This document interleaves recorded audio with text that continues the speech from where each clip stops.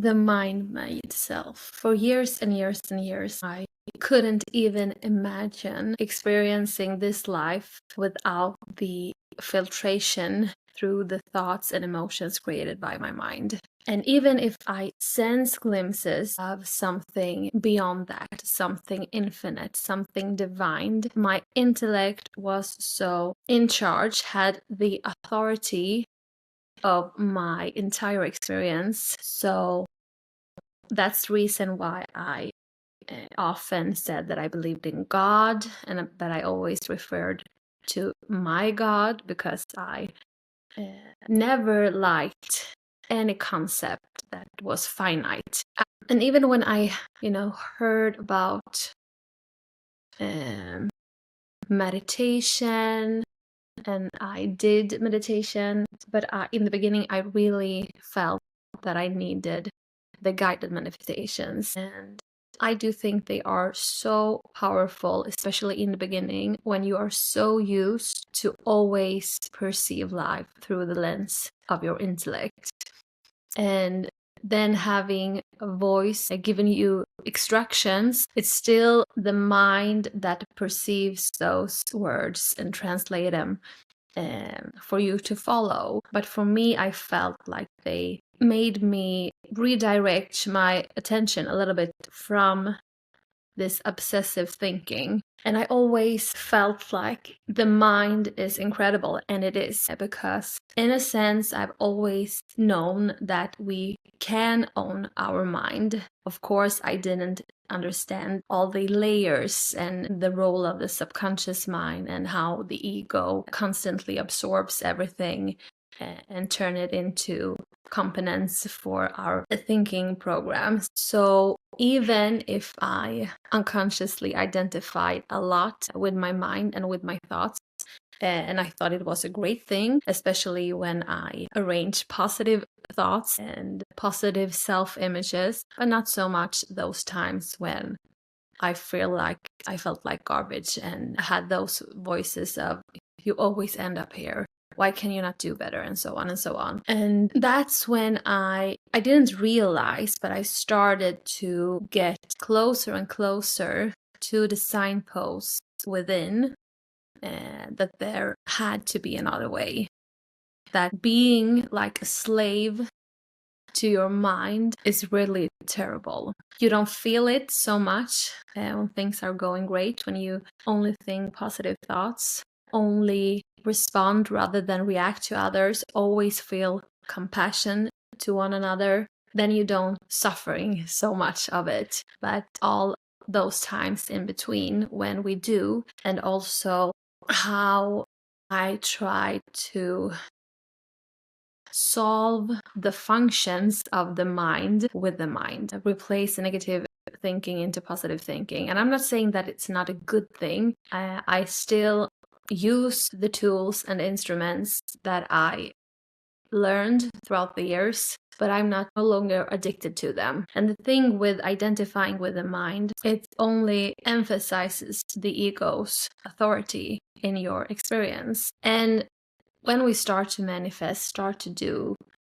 good thing for others, and so on and so on, and you are connected more and more with your inner being, your awareness, what that does is that it starts to dissolve the psychological time. And so psychological time often, or maybe even always, stands in the way for us to actually connect with our inner being through the present moment. And also, when you really want to do something good for another human being, first of all, stating that it is a good thing, who are you to decide? It's your mind, it's your perspective that says that this is so good. And also, the response, we get so addicted to an expectation how that person will accept or not your gift. And also, something that I felt so much through my life experience for a long time until a couple of years ago was that identifying with the mind and falling in love with all those creative ideas that I received from some kind of sparks from my spirit, but my mind, of course, absorbed that and copied that and turned it into programs. I often wonder why is it that I so often come up with incredible ideas that I feel emotional involved with and feel so excited, and I feel all this enthusiasm, and suddenly they turn into something that generates stress, not feeling good enough. How will I be able to finish all of that? And that led me to, it gave me a sense of feeling not able. But now I understand, now I know that the reason why creative ideas that inspired me to take actions, how they can turn into something that felt like a bar, felt like something that I need to do. If I don't do this, I'm not good enough, was due to the fact our egos or our minds need of physical time. The mind or the intellects or the egos need to identify, to push it through the filter of psychological time. When will I be able to do that? When do I need to finish? It derives us from not only the present moment, but it also derives us from what many people call flow state. Often when I received those inspired ideas or received the sparks from my spirit and turned them into inspired ideas, I felt, the flow and the passion. And when people talk about flow state, they often describe it as you lose track of time.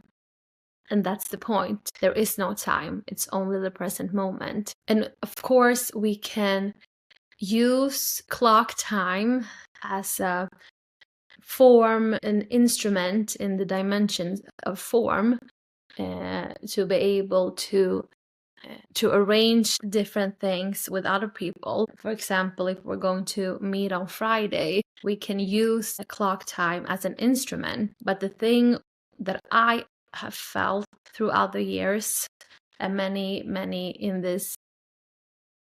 in this world, in this dimension, at the time being, feel that they are operated by time rather than the other way around. We're not using clock time as an instrument. We're not using our mind as an instrument. The mind and the clock time and all the other concepts and both, instruments that we use, they use as us. And also another factor why we often feel the need to expect a specific outcome in our doing is also due to psychological time. When I finish this video, when I publish this video, when I finish this song, when I buy that house, when I get that job, then it will give me a sense of happiness. And happiness is just another word. It cannot describe beyond the source from where it comes from, but a sense of peace, serenity, happiness. And that is also fueling our mind identity even more. It blocks completely the free flow from the present moment to flow to and through our body and minds. So if there is a lesson or here, and there always is, depending on your level of present awareness and how you pursue any signposts that you are exposed to, is that creation is our spirit's desire for fuller extent and expression. But the only moment that we actually connect with that is a very powerful sign of that, is that what we get in this so-called flow state. We lose track of time. And if you start to ask yourself that question, whenever you are doing or are caught up in the doingness, to ask yourself, do I feel flow state now? And maybe that is not a lesson to apply on everything you do in the beginning, but do it if you have, dreams that really excites you, but you feel like you've lost the emotional meaning in your pursuit to reach that destination, ask yourself, why is it even important? It needs to feel good now. And that is also a very profound principle in terms of manifestation, to get emotionally involved and to feel it now. But there's so many layers behind those statements, because what we also need to understand, also need to experience to know, is that no manifestation will give you happiness. It can give you a sense of joy, but it will be short-lived. The process of manifestation is to feel aligned with it in the present moment, but not only in terms of making the manifestation possible, but in terms to connect with your true being, and thereby connect with your inner peace and happiness.